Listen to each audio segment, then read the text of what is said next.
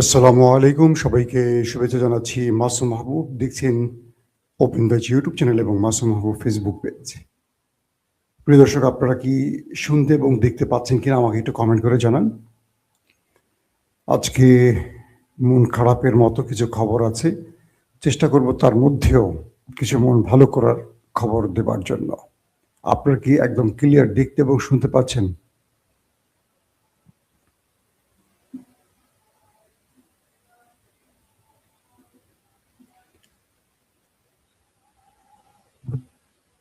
প্রিয় দর্শক, আজকে সকালটা হয়তো আপনাদের যারা প্রথম দেখছেন বা অনেকেরই হয়তো জেনে গেছেন ইতিমধ্যে, আপনাদের অনেকেরই মনটা খারাপ হতে পারে। সেটা হলো ইরানের সর্বোচ্চ ধর্মীয় নেতা আয়াতুল্লাহ আলী খামেনি আর বেঁচে নেই।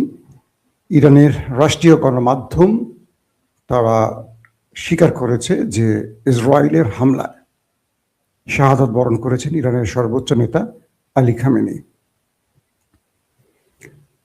কয়েকটি প্রশ্ন উঠেছে যে তাকে এত সহজে হত্যা করলো কিভাবে ইসরায়েল, কিভাবে পারল, নেপথ্যে কারা জড়িত ছিল, ২ নম্বর তার মৃত্যুতে কারা দায়িত্ব নিতে পারে, মার্কিন ইসরায়েলের স্বপ্ন কি পূরণ হবে, ৩ নম্বর প্রশ্ন যুদ্ধ কোন দিকে যাচ্ছে, তবে খামেনি এবং শীর্ষ কমান্ডারদের মৃত্যুর পর ইরান ইসরায়েল যুদ্ধ কোথায় গিয়ে থামবে। আপাতত এই ৩টি বিষয় নিয়ে সংক্ষিপ্ত লাইভ সেশনে আলোচনা করব ইনশাআল্লাহ। প্রথমে আসি আলী খামেনির শাহাদাত নিয়ে। ৮৬ থেকে ৮৭ বছর বয়সী আলী খামেনি প্রায় ৩৬ বছর ধরে ইরানের সর্বোচ্চ ক্ষমতায় বসে আছেন।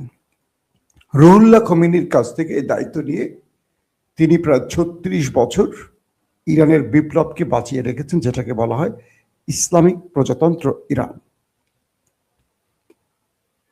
ইরানের মূল টার্গেট ছিল পশ্চিমা দুনিয়ার সাথে ইসলামী চেতনাকে বাঁচিয়ে রাখা এবং একটি ইনসাফ ভিত্তিক রাষ্ট্র প্রতিষ্ঠা করা। ইরান সেটা, বা খামেনি পরিবার সেটা তার জীবন দিয়ে করে গেছেন। মার্কিনীদের টার্গেট হলো পৃথিবীতে কোনো মুসলিম রাষ্ট্র মাথা উঁচু করে দাঁড়াবে না, কেবল দাঁড়াতে পারবে বিড়াল অথবা ইঁদুরেরা অথবা তেলাপোকা। যেমন পৃথিবীতে দাঁড়িয়ে আছে অনেকগুলো ইঁদুর, বিড়াল, তেলাপোকা। আরব রাষ্ট্র নামক আমাদের শেখ, আমাদের ধনকুবের কিছু আমির ওমরারা, সৌদি আরব, কাতার, কুয়েত, বাহরাইন, আরব আমিরাত, জর্দান, এখানে আমরা দেখতে পাচ্ছি কি পশ্চিমা দুনিয়ার পাপেটরা, পাপেট বললো না, পশ্চিমা দুনিয়ার কি বলবো, সবচেয়ে নিকৃষ্ট ওয়ার্ড হতে পারে কি, তারা বসে আছে। ইরানে মানুষের ক্ষমতায়ন প্রতিষ্ঠা করতে চায় আমেরিকা, অর্থাৎ তারা বলছে যে আমরা ইরানে গণতন্ত্র প্রতিষ্ঠা করব, মানুষ যাদেরকে ক্ষমতায় দেখতে চায় তাদের বসাতে চাই, মানুষের ভোটে যারা নির্বাচিত হয় তাদের বসাবো। কত ঠেকা পড়ছে পশ্চিমাদের নিজের খেয়ে ইরানে তারা গণতন্ত্র আনবে। তাহলে আমার প্রশ্ন পশ্চিমা দুনিয়ার কাছে, আপনারা সৌদি আরবে, কাতারে, কুয়েতে, আরব আমিরাতে, জর্দানে, বাহরাইনে, সেখানে কেন গণতন্ত্রের কথা বলছেন না, মানুষের সরকারের কথা বলছেন না? সেখানে তো যুগ যুগ না, সেখানে শত শত বছর ধরে ক্ষমতায় বসে আছে রাজারা, রাজাদের পোলারা, রাজাদের নাতিরা, পুতিরা, খুতিরা। তো সেখানে কি মানুষের ভোট দেওয়ার অধিকার থাকা উচিত না? এই প্রশ্ন করা যাবে না, কারণ সৌদি আরব তাদের পেট্রোডলার বিক্রি করে মূল টাকাটা আমেরিকাকে দিয়ে দেয় ক্ষমতা বাঁচিয়ে রাখার জন্য। তারা আমেরিকার বিশেষ দণ্ডতে তেল মাখে তাদের তেল দিয়ে, আর আমেরিকা মজা পায়, এতে আমেরিকা বলে তোরাই থাকবি ক্ষমতায়। কিন্তু ইরান মুসলিম বিশ্বের মধ্যে মাথা উঁচু করে দাঁড়াবার একটা চেষ্টা করেছে। ইরান বলছে বাকি মুসলিমদেরকে দাঁড়াও, তোমরাও দাঁড়াও, তোমরা যদি না দাঁড়াও ইমাম মাহাদি যে বিজয়ের লক্ষ্যে লড়বে সেই মুসলিম উম্মাকে খুঁজে পাবে কোথায়? এটা ইরানের বক্তব্য ছিল। হ্যাঁ, শিয়া সুন্নি নিয়ে অনেক দ্বন্দ্ব থাকবে, সেই আলোচনা আজকে যাবই না, কেউ এই আলোচনা প্রশ্নই আসে না। লক্ষ্যটা মূল জায়গা আছে ফোকাস। ইরান ফোকাস করছে কি আর আমরা ফোকাস করতে চাই কি?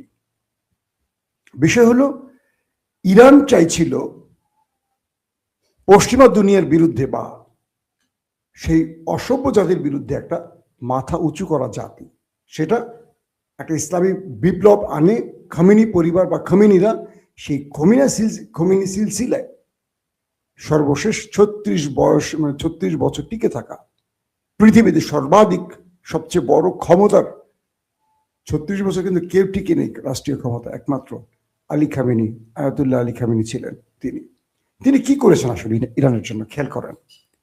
তিনি একটা বিপ্লবী বাহিনী তৈরি করেছেন যেটা বিপ্লবের চেতনায়, আইআরজিসি। তিনি মুসলিম বিশ্বে ইরানকে পৃথিবীর কাছে পরিচিত করেছেন কিভাবে, যেখানে কেউ সাহস করে না টোকা দিতে, দখলদার তাদের বুকের মধ্যে টোকা দিয়েছে। যে আমেরিকাকে কেউ চোখ তুলে কথা বলতে পারে না, সেখানে চোখ তুলে তাকিয়েছেন, পারে না না মারে, যেতেন আর না যেতেন, এই শুরুটা ইরান করেছে।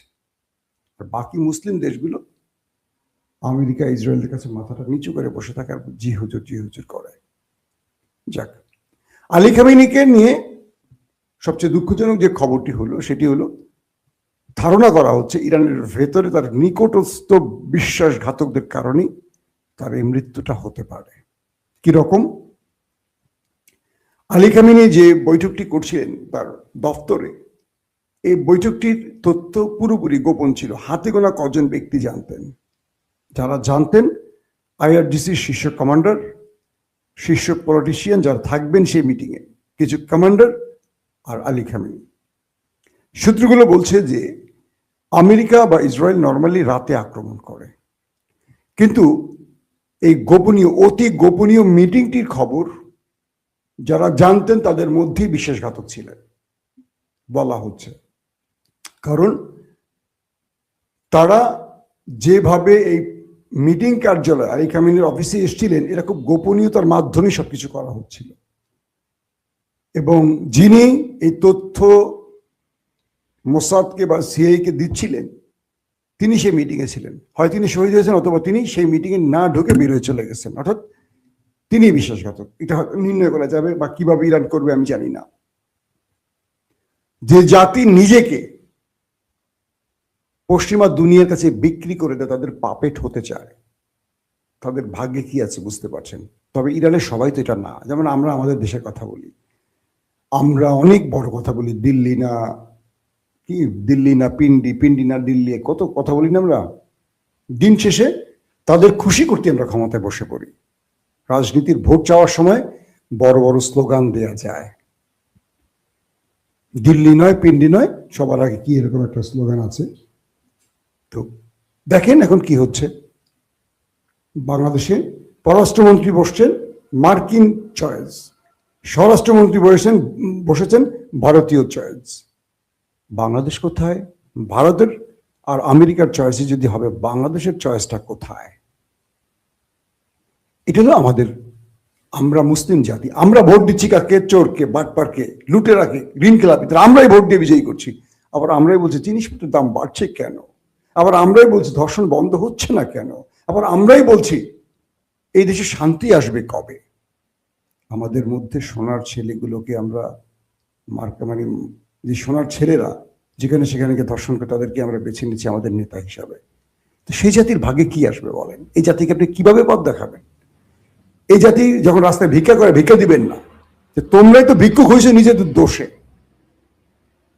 তোমরা তো থাকবা মাথা উঁচু করে, তোমাদের কি নেই, সম্পদ সব আছে, তোমরা ভিক্ষা করছো কেন? তোমরা তোমাদের নেতা চয়েস করছো তাদেরকে যারা সব লুট করে বিদেশে নিয়ে যাচ্ছে, আর তোমরা ফকির হচ্ছ। সো ভিক্ষা করি খাও তোমাদের জন্য, তোমরা যেমন আল্লাহ তোমাদের জন্য সেই নেতা পাঠিয়েছে। ইরানে আলী খামেনিকে তার জনগণই চয়েস করে বসিয়েছে, তাই না? ইরান যারা ঘুরেছেন তারা জানেন একটা সাজানো গোছানো দুনিয়া। ইরানকে অর্থনৈতিকভাবে শুধু আমেরিকার স্যাংশন দিয়ে এভাবে ডাউনে রেখেছে, কিন্তু ইরান এক সম্ভাবনাময় দেশ, তেল গ্যাস সব আছে, সব তারা ব্যবহার করছে। তারা নিজের প্রযুক্তিতে আমেরিকাকে, ইসরায়েলকে চ্যালেঞ্জ করছে নিজের প্রযুক্তি নিয়ে, বুঝতে পারছেন? সেই ইরানকে ডাউন করতে চায় ইরানের মধ্যে বসে থাকা আরো কিছু ব্যক্তিরা, তারা হয়তোবা নিজেকে দেশপ্রেমিক বলবে। এখন কি হচ্ছে, পুরো ইরান জুড়ে আমেরিকা ইসরায়েল অ্যাটাক করেছে, শত শত মানুষ প্রাণ হারিয়েছে। পাশাপাশি ইরান তার সর্বোচ্চ আঘাতটা করেছে। ইরান আবুধাবির সেই বিশাল বিশাল ভবনগুলোকে ছাপা করে ফেলতেছে একটার পর একটা। কেমন লাগে? আবুধাবিতে মানে আরব আমিরাতে ইসরায়েলি যে ব্যবসা প্রতিষ্ঠানগুলো আছে, বড় বড় ইমারত ভবনগুলো দেখেন না আপনারা মাঝে মাঝে, এগুলো টার্গেট করে ইরান হিট করেছে। কাতারে মিসাইলের বর্ষা বগাই দিচ্ছে, বাহরাইনে তাণ্ডব চালাইছে ইরান ব্যাপক আকারে। তারপর ইসরায়েলের ভেতরে তেল আবিব হাইফাতে ম্যাসাকার করে ফেলছে ইরান কালকে রাত থেকে, ব্যাপক অ্যাটাক করেছে। ইরানের আইআরজিসি বলছে তাদের সর্বোচ্চ নেতার মৃত্যুতে তারা শত্রু বাহিনীকে এমন মূল্য চোকাতে বাধ্য করবে যেটা পৃথিবী এর আগে দেখেনি। তার মানে তারা সর্বোচ্চ হামলার ঘোষণা দিয়ে ফেলেছে আইআরজিসি। বলা হচ্ছে এই হামলায় আইআরজিসি প্রধান, সেনাবাহিনীর প্রধান সহ গুরুত্বপূর্ণ অনেক শীর্ষ প্রধানরা মারা গেছে, শাহাদাত বরণ করেছে। মানে আলী খামেনির সাথে তারা সেই বৈঠকে ছিলেন। এবং যে আইআরজিসি যুদ্ধটা করে বিপ্লবী গার্ড বাহিনী, তারও প্রধান মারা গেছেন, সেনা প্রধান মারা গেছেন, এরকম শীর্ষ অনেক পলিটিশিয়ান, শীর্ষ কমান্ডাররা মারা গেছেন। এটা হলো সবচেয়ে দুঃখজনক। একসাথে মানে এই বিশাল সংখ্যক ক্ষতিটা আসলে কল্পনা করা যায় না। কিন্তু বিশ্বাসঘাতকরা এই কাজটিতে সহজ করে দিয়েছে আমেরিকার জন্য। কি আমেরিকা কি দিবে তাদের? ধরেন বিশাল অঙ্কের টাকা দেবে আমেরিকা, টাকার জন্য রাষ্ট্রটাকে বিক্রি করে দিল একজন ব্যক্তি। সির্ফ একজন ব্যক্তির বিশ্বাসঘাতকতায় ইরান কত বড় ক্ষতিগ্রস্ত হলো দেখেন। কিন্তু আমেরিকা কি তাকে টাকা দিয়ে বাঁচায় রাখবে? কি করবে আমেরিকা জানেন তো? আমেরিকা তাকে টাকা দিতে ডাকবে বা টাকা দিবে, সার্টেন টাইম পর আমেরিকা তাকে মেরে ফেলবে। কোনো না কোনো আমেরিকা হয়তো বাস চাপা দিয়ে মারবে, গোয়েন্দা দিয়ে মারবে, বিষ প্রয়োগে মারবে। কেন মারবে? যে ব্যক্তি নিজের দেশকে বিক্রি করতে পারে সে তো টাকার জন্য অন্য কাউকে বিক্রি করবে, সো তাকে মেরে ফেল। সিরাজউদ্দৌলার ইতিহাসে আপনি দেখছেন মীর জাফরের পরিণতি, কিভাবে ব্রিটিশরা মেরে ফেলছে একে একে সবাইকে কৌশলে। ওরা এই কাজটা ঠিক করে, ওরা বিশ্বাসঘাতকদের থেকে সুবিধা নেয় কিন্তু বাঁচিয়ে রাখে না। কিন্তু আমরা বাঙালিরা পকেটের মধ্যে বিশ্বাসঘাতককে লুকিয়ে রাখি, আশ্রয় দিয়ে রাখি, বুকে আদর করে যত্ন করে রাখি বিশ্বাসঘাতকদের, যে জন্য আমাদের ভাগ্যের পরিবর্তন আসছে না। ইরান কালকে থেকে যে অ্যাটাকগুলো করছে সিরিজ দেখার মতো। আরব দুনিয়া এত বড় হামলা দেখে না এর আগে। আরব দুনিয়া ইরানের আক্রমণে কালকে মোটামুটি আতঙ্ক ছড়িয়ে পড়ছে তাদের মধ্যে। এখন বিষয়টা হলো ইরান ইতিহাসের সবচেয়ে বৃহৎ যুদ্ধের দিকে যাচ্ছে এমন ঘোষণা আসছে। পাশাপাশি ইরানের মধ্যে 7 দিনের ছুটি এবং 40 দিনের শোক শুরু হয়ে গেছে আলী খামেনির জন্য। তার স্থলাভিষিক্ত কে হতে পারেন এটা নিয়ে বেশ আলোচনা আছে। সেখানে প্রেসিডেন্ট, সর্বোচ্চ বিচারপতি, গার্ডিয়ান কাউন্সিল তারা সমন্বয় করে নতুন ব্যক্তিকে মনোনীত করবেন। এবং আয়াতুল্লাহ আলী খামেনির ছেলে মোস্তফার নামটিও আসছে এখানে, যে তিনি হতে পারেন। এবং আরো কয়েকজনের নাম আসছে। এই হামলায় আলী খামেনির মেয়ের জামাই এবং এক নাতি শাহাদাত বরণ করেছেন, সঙ্গে আরো যেটা বললাম শীর্ষ কমান্ডারও মারা গেছেন। তবে তার ছেলের ব্যাপারে দাবি করা হলো, এখন পর্যন্ত তার ছেলের ব্যাপারে নিশ্চিত করেনি রাষ্ট্রীয় গণমাধ্যম। তার ছেলে মোস্তফা ভালো আছেন, সুস্থ আছেন, এটুকু জানা গেছে, এটুকু আমরা জেনেছি আর ইরানের গণমাধ্যম সূত্রে। তিনিও পরবর্তী হতে পারে। এখন ইরান কি করবে? ইরানের যে রেজিম চেঞ্জের টার্গেটটা করেছে মার্কিনীরা, এটা কি সফল হবে কিনা? ইরানের রাষ্ট্রীয় কাঠামোতে রেজিম চেঞ্জ খুব বেশি সুবিধা করতে পারবে না আমেরিকা, ইসরায়েল, কারণ এখানে যে সরকার গঠন প্রক্রিয়াটা সেটা পুরো ভিন্ন।